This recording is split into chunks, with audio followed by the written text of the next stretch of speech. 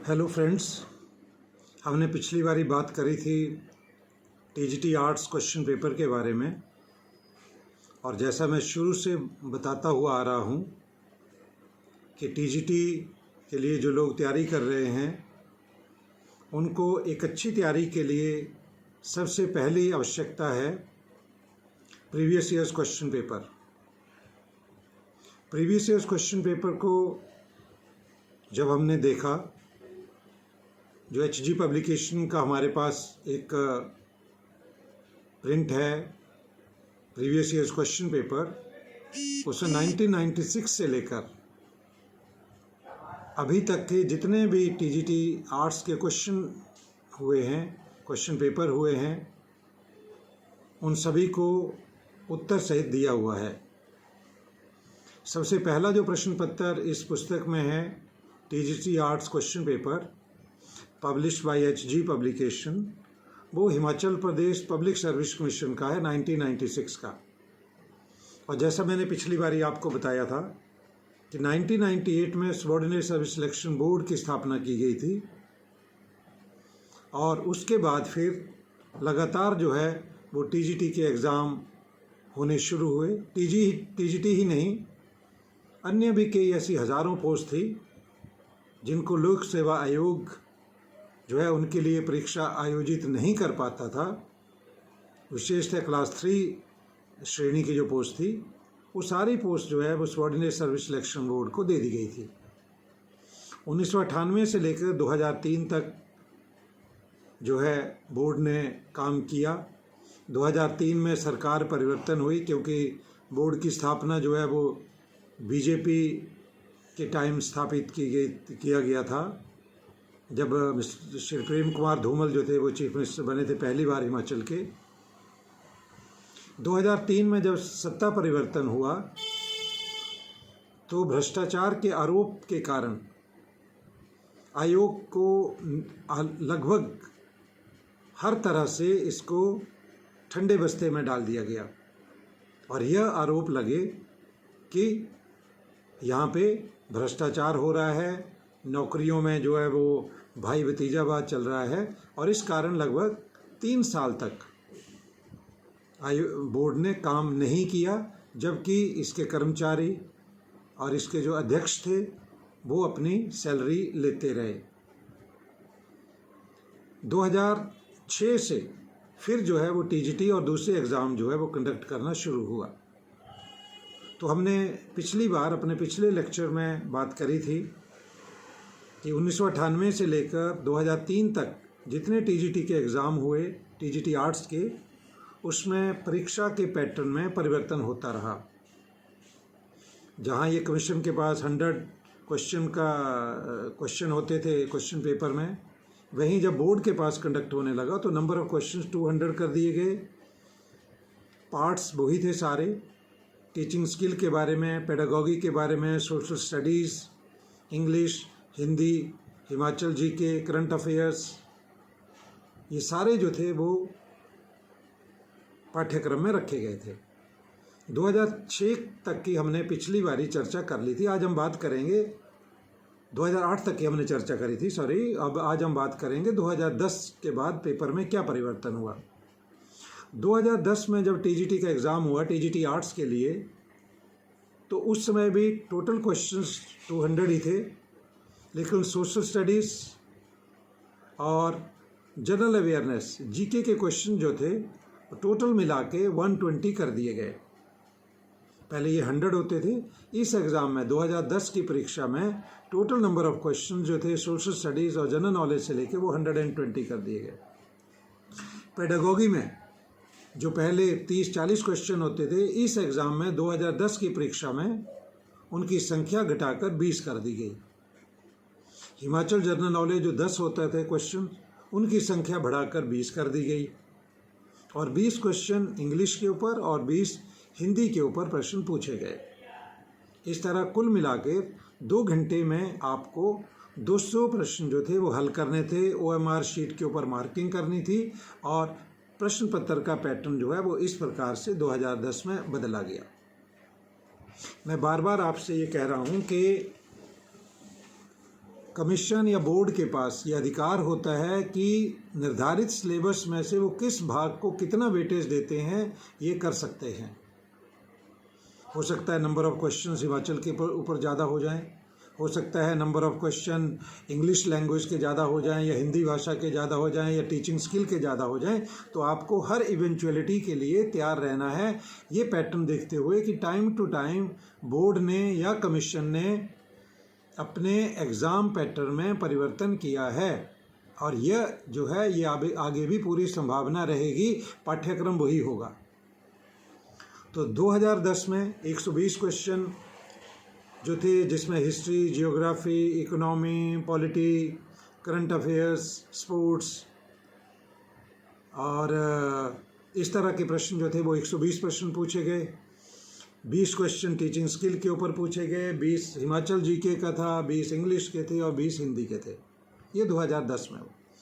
2011 में जब पेपर हुआ, एक साल के बाद ही, क्योंकि ये वो समय था जब लगातार जो थे, क्योंकि एक बार फिर जो थी वो सरकार ने ये डिसाइड किया था, तत्कालीन सरकार ने, कि लगातार जो है इन रिक्त पोस्टों के लिए एग्ज़ाम कंडक्ट किए जाएं, जिससे अधिक जो हमारे बेरोजगार हैं और हमारे स्कूलों के रिक्वायरमेंट के हिसाब से उनकी भर्ती जो है वो समयानुसार होती रहे। 2007 में जैसे आपको पता है कि हिमाचल में फिर सत्ता परिवर्तन हो गया था और एक बार फिर धूमल जो थे वो प्रेम कुमार धूमल जी चीफ मिनिस्टर बने थे। तो सबऑर्डिनेट सर्विस सिलेक्शन बोर्ड ने जो 2010 में परीक्षा आयोजित की, 2008 में करी थी, फिर 2010 में करी, फिर 2011 में भी परीक्षा हुई। 2011 की परीक्षा में जो है वो टोटल क्वेश्चन जो थे वो 75 क्वेश्चन इसमें जो थे वो सोशल स्टडी के थे। सोशल स्टडी में जितने आपके सब्जेक्ट आते हैं, जिसमें हिस्ट्री भी था, एंशिएंट, मिडिवल एंड मॉडर्न, जिसमें पॉलिटी भी था, इंडियन कॉन्स्टिट्यूशन के बारे में, कॉन्स्टिट्यूशनल डेवलपमेंट, अमेंडमेंट्स वगैरह, और संविधान में जो वर्णित जितने भी बातें हैं उनके बारे में प्रश्न थे। इकोनॉमी के बारे में थे, इंडियन इकोनॉमी के ऊपर क्वेश्चन थे, इंडियन जियोग्राफी के ऊपर क्वेश्चन थे, करंट अफेयर्स के ऊपर भी क्वेश्चन थे। और ये जीके और सोशल स्टडी के कुल प्रश्न जो थे वो इस बार 115 हो गए, यानी कि जो पिछली बार 2010 में 120 थे वो घट के 115 हो गए, यानी कि 5 प्रश्न जो थे वो उसमें कम कर दिए गए। फिर 30 क्वेश्चन जो थे वो टीचिंग स्किल के हो गए। पहले वो पिछली बारी 2010 में जो थे वो 20 थे और 2011 में उनको बढ़ा के जो है वो 30 प्रश्न जो है वो कर दिए गए। इंग्लिश लैंग्वेज जो नॉर्मली 10 या 20 क्वेश्चन होते थे या कई बार 15 भी क्वेश्चन होते थे, इस परीक्षा में 2011 में इंग्लिश लैंग्वेज के ऊपर, इंग्लिश ग्रामर के ऊपर बेस्ड क्वेश्चन जो हैं वो बढ़ाकर 35 कर दिए गए। 35 क्वेश्चन जो थे वो इंग्लिश लैंग्वेज के ऊपर थे और 10 प्रश्न हिंदी के ऊपर थे, हिंदी व्याकरण के ऊपर आधारित थे, और 10 प्रश्न स्पष्टतया हिमाचल सामान्य ज्ञान के ऊपर थे। तो देखिए कैसे परिवर्तन हुआ। जो पिछली बार हिमाचल जीके के 20 थे 2010 में, 2011 में वो 10 कर दिए गए। जो इंग्लिश के क्वेश्चन जो थे वो 20 थे, वो इंग्लिश के क्वेश्चन बढ़ाकर 35 कर दिए गए। पेडागोगी या टीचिंग स्किल के ऊपर जो क्वेश्चन पिछली बार 20 थे वो बढ़ाकर 30 कर दिए गए। और हिंदी और हिमाचल जीके के 10-10 क्वेश्चन जो थे वो 2011 में हुए। कुल प्रश्न जो थे वो उतने ही थे, यानी कि 200 प्रश्न। तो जैसे मैं बार बार कह रहा हूँ, पैटर्न देखिए, पैटर्न को फॉलो करिए और इस चीज़ को सुनिश्चित करें कि प्रश्न चाहे कम हो या ज़्यादा हो, आप हर तरह के लिए तैयार हैं। हिंदी भाषा के ऊपर ज़्यादा भी हो सकते हैं, कम भी हो सकते हैं, लेकिन आपको व्याकरण का ज्ञान होना बहुत ज़रूरी है। जिस तरह से व्याकरण आधारित प्रश्न आते हैं, कुछ सामान्य प्रश्न भी हिंदी भाषा के ऊपर आ जाते हैं कि कौन से संविधान के किस अनुच्छेद में हिंदी भाषा को राजभाषा के बारे में चर्चा की गई है, या कब प्रस्ताव इसके बारे में पारित हुआ, या हिंदी भाषा की कितनी और अन्य बोलियां हैं जो इसकी सहायक हैं। हिंदी भाषा के में किसी ग्रंथ के बारे में, किसी पुस्तक के बारे में प्रश्न हो सकते हैं। तो आपको हर तरह के प्रश्न के लिए तैयार होना है। 2010 में पेपर हुआ, 2011 में हुआ, 2011 का परीक्षा परिणाम 2012 में फाइनल हो पाया। इसलिए अगला प्रश्न जो था, अगला प्रश्न पत्र जो था वो 2000 परीक्षा जो थी वो 2013 में आयोजित की गई और इसमें भी नंबर ऑफ क्वेश्चंस जो थे वो 200 ही थे। लेकिन फिर पैटर्न में परिवर्तन हुआ। इसमें जो सोशल स्टडी था,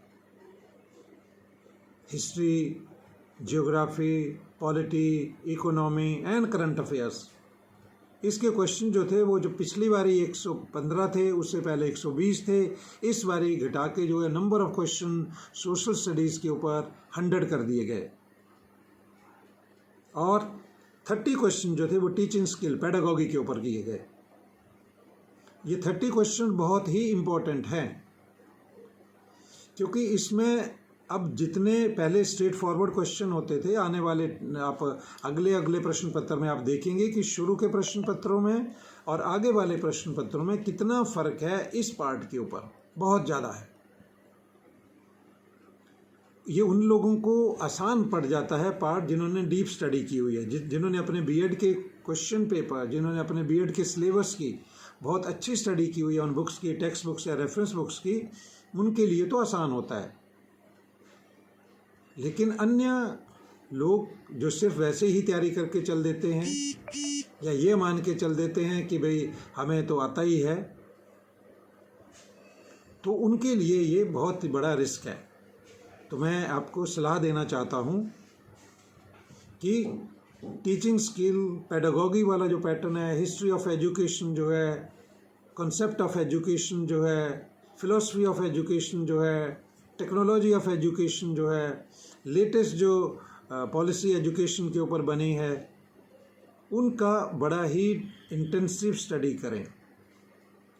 शॉर्ट नोट्स भी अपने पास बनाएं जिससे कि आपको थोड़े समय में भी उनको मगअप करने के लिए, थोड़े समय में भी उनको याद करने का अवसर मिल सके। तो 2013 के क्वेश्चन पेपर में सबऑर्डिनेट सर्विस सिलेक्शन बोर्ड द्वारा 100 क्वेश्चन जो थे वो सोशल स्टडीज़ के फिक्स किए गए, 30 क्वेश्चन पेडागॉगी के ऊपर रखे गए। इंग्लिश लैंग्वेज के जो इससे पिछले वाले एग्ज़ाम में 35 क्वेश्चन थे वो घटाकर 30 कर दिए गए। हिंदी के क्वेश्चन जो पिछली बारी 10 थे, वो हिंदी के प्रश्न जो थे वो इस बार 20 कर दिए गए, यानी कि डबल कर दिए गए। और हिमाचल जी के जो पिछली बारी 10 क्वेश्चन थे 2011 में, वो 2013 में 20 क्वेश्चन कर दिए गए। टोटल क्वेश्चन आपके 200 हो गए। तो फ्रेंड्स, आप लोग सभी क्वालिफाइड हैं, वेल क्वालिफाइड हैं, but don't take risk. Ignore नहीं करिए। आप बेसिक से फंडामेंटल्स की तरफ जाइए, नीचे से ऊपर की तरफ चढ़ें, ऊपर से नीचे की तरफ आने की कोशिश मत करिए। अगर आपकी रूट स्ट्रांग होंगी तो आप बहुत सारे प्रश्नों के उत्तर जो हैं वो ढूंढ पाएंगे, रिकॉल कर पाएंगे। अगर आपने इंटेंसिव स्टडी नहीं की होगी तो रिकॉल नहीं होगा, क्योंकि पढ़ा ही नहीं है तो फिर वो तुक्केबाजी होनी है। फिर वो वैसे ही आपकी कोशिश ये होनी चाहिए कि 90 से 95% क्वेश्चन के आंसर आपके पास उपलब्ध हों। ये कैसे संभव है? ये तभी संभव है जब आप इंटेंसिव स्टडी करेंगे, जब आप टाइम देंगे और जब आप कंसंट्रेट करेंगे अपने गोल के ऊपर। मैं सभी स्टूडेंट से, चाहे वो एकेडमिक्स में हो या कॉम्पिटिटिव एग्ज़ाम दे रहे हों, मैं बार बार ये चीज़ कहता हूँ कि गोल ओरिएंटेड तो रहिए ही रहिए। टाइम अपने आप खुद डिसाइड करें कि आपने किस तरह से अपना शेड्यूल बनाया हुआ, अपना टाइम टेबल बनाया हुआ है, और जो टाइम टेबल बनाएं उसको स्टिक करें, उसके अनुसार चलें, जिससे कि आपको किसी समस्या का सामना ना करना पड़े। It's going to a very very tough competition. जैसा मैं पहले भी बता चुका हूँ, आप में से ग्रेजुएट्स जो कि मिनिमम क्वालिफिकेशन तो बीए बीएड है, पोस्ट ग्रेजुएट, एमफिल और पीएचडी भी होंगे। तो सिर्फ हम ये सोच के चल दें कि मैं तो डॉक्टरेट हूँ, मुझे पढ़ाई की ज़रूरत नहीं है, तो ये गलत है। ये ओवर कॉन्फिडेंस जो है वो ले डूबता है। आप बेसिक से ही स्टार्ट करें। आप क्वालिफाइड हैं, आप पोस्ट ग्रेजुएट हैं, आप एमफिल हैं, पीएचडी हैं, ये अच्छी बात है, वो आपकी डिग्री है। लेकिन यहाँ कंपटीशन बहुत टफ होने जा रहा है। आफ्टर ऑल 3 साल के बाद एग्ज़ाम हिमाचल प्रदेश में हो रहा है और सभी कैंडिडेट जो सीरियस कैंडिडेट हैं वो बीच में भी पढ़ाई कर रहे थे और कुछ लोग जिनको ये संशय था, डाउटफुल थे कि एग्ज़ाम होगा भी या नहीं, उन्होंने छोड़ दिया था। लेकिन समय रहते ही उन्होंने अपने आप को इसमें शामिल कर लिया गया है। एक बार फिर आपको बताना चाहता हूँ वो रैंडम स्केल के बारे में। अक्सर क्वेरीज आ रही हैं कि रैंडम स्केल क्या ये सच है? 100% सच है कि जब आप, एक बार फिर टेक्निक बता रहा हूँ, क्योंकि बहुत सारे कैंडिडेट्स फेल हो जाते हैं, अंडरस्कोर करते हैं। रीज़न ये है कि जब वो आंसर शीट, जो क्वेश्चन पेपर उनको मिलता है और आंसर शीट उनको एमआर शीट मिलती है, तो वो सीधे ही पहले ही प्रश्न से जो है मार्किंग शुरू कर देते हैं, जो बिल्कुल गलत है।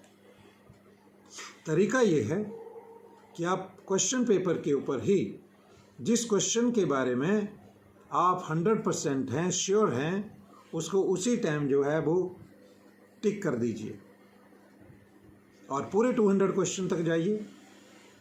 और जो क्वेश्चन जिनके बारे में आप श्योर नहीं हैं उनको हल्का सा एक सर्कल बनाते जाइए उसी टाइम, फर्स्ट रीडिंग में।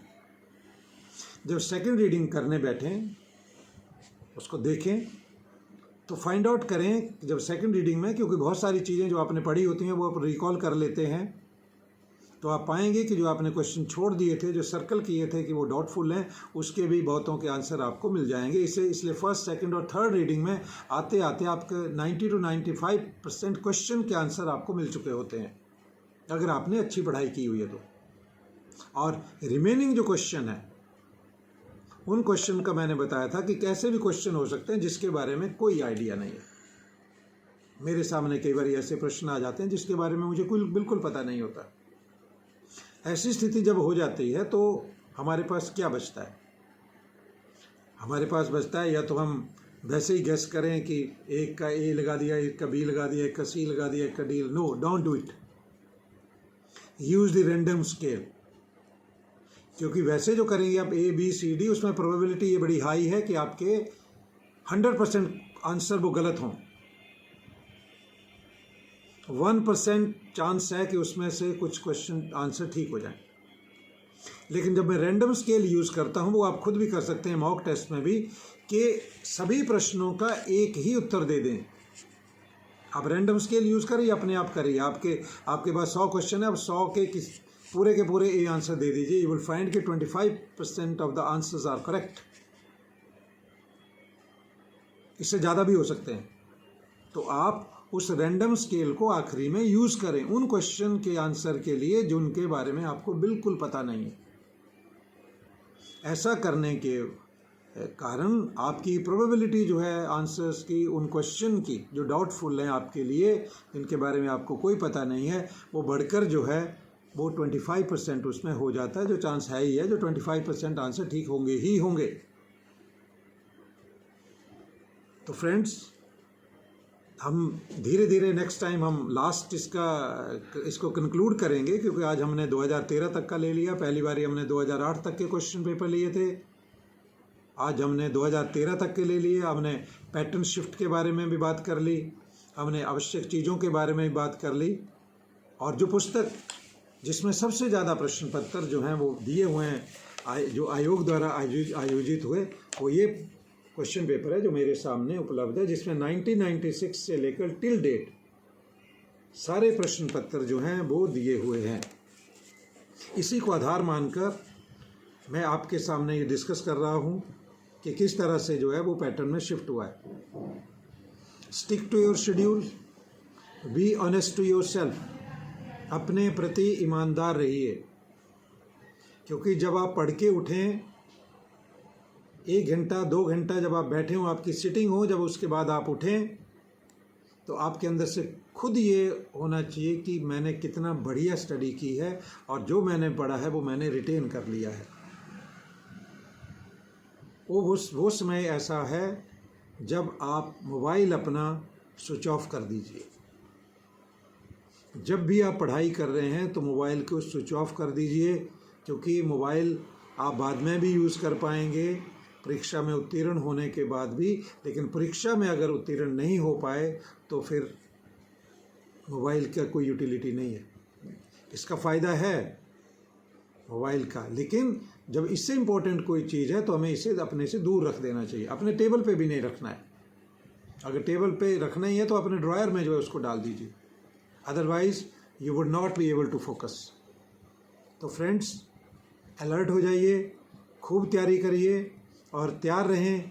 जब भी परीक्षा की तिथि आती है उसको पैटर्न फॉलो करते हुए तैयारी करें। हम आगे बात करेंगे, जो लास्ट इसका पार्ट है टीजीटी आर्ट्स क्वेश्चन पेपर का, उसके बाद हम टीजीटी मेडिकल और नॉन मेडिकल की बात करेंगे।